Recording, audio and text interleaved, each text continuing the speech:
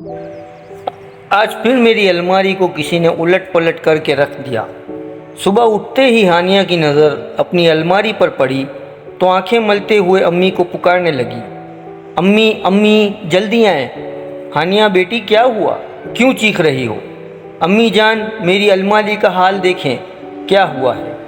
उसमें इतना चीखने की क्या बात है, नाश्ता करके ठीक कर लेना। लेकिन अम्मी ये कौन करता है? मेरी चॉकलेट और चिप्स भी गायब है जो मैंने छुपा कर रखी थी। हानिया बेटी, मुमकिन है सोने से पहले नींद की हालत में तुमने कुछ निकालने के लिए ऐसा किया हो, फिर तुम्हें सुबह उठने के बाद कुछ याद ना रहा हो। अम्मी मुझे तो लगता है सफ़ीर ने किया है। हानिया, सफ़ीर तुम्हारा छोटा भाई है, उसके पास इन फजूल शरारतों के लिए वक्त ही कहाँ है। स्कूल, मदरसा, ट्यूशन और क्रिकेट एकेडमी रात के 10 बजे तो घर पहुंचता है, तो फिर ज़रूर मेरे कमरे में कोई भूत आ गया है। हानिया की बातों पर अम्मी मुस्कुराकर बावर्ची खाने में चली गई। नाश्ते के बाद हानिया ने अलमारी की तमाम चीज़ें सलीके से रख दी। इसके बाद तो अक्सर हानिया की अलमारी का यही हाल होने लगा। अब तो अम्मी जान भी कुछ परेशान सी हो गई।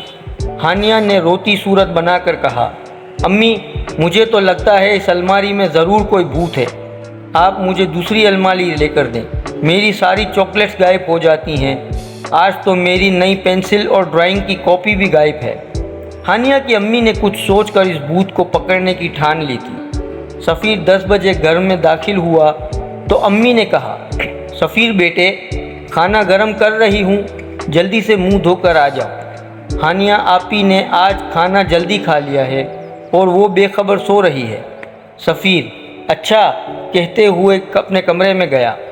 खाने के थोड़ी देर बाद वो चुपके से हानिया के कमरे में दाखिल हुआ। हानिया गहरी नींद सो रही थी।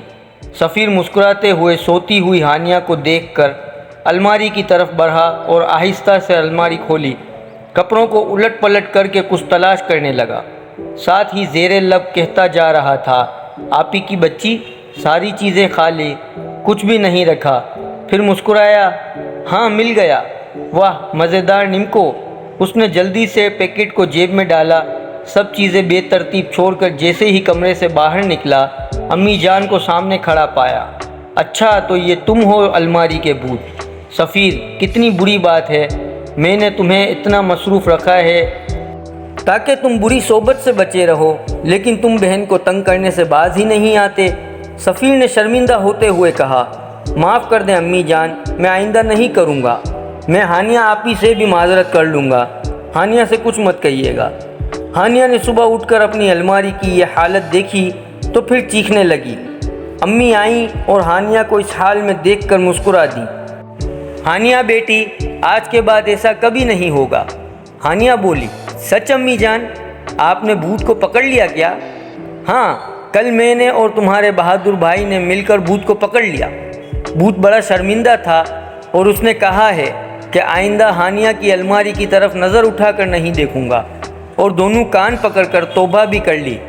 हानिया ने सफ़ीर को घूरा तो अम्मी ने सफ़ीर से कहा, सफ़ीर रात को भूत ने क्या कहा? सफ़ीर ने अपने दोनों कान पकड़ते हुए कहा, भूत ने कहा था कि आइंदा कभी हानिया आपी को तंग नहीं करूँगा, और हाँ भूत ने ये भी वापस कर दिया। ये कहते हुए उसने जेब से निम्को का पैकेट निकालकर हानिया की तरफ बढ़ा दिया। वीडियो पसंद आई हो तो लाइक और शेयर ज़रूर कीजिएगा, और चैनल पर अगर नए हैं तो सब्सक्राइब करके बेल नोटिफिकेशन ऑन कर दें ताकि आने वाली हर नई वीडियो आप तक सबसे पहले पहुंचती रहे। शुक्रिया।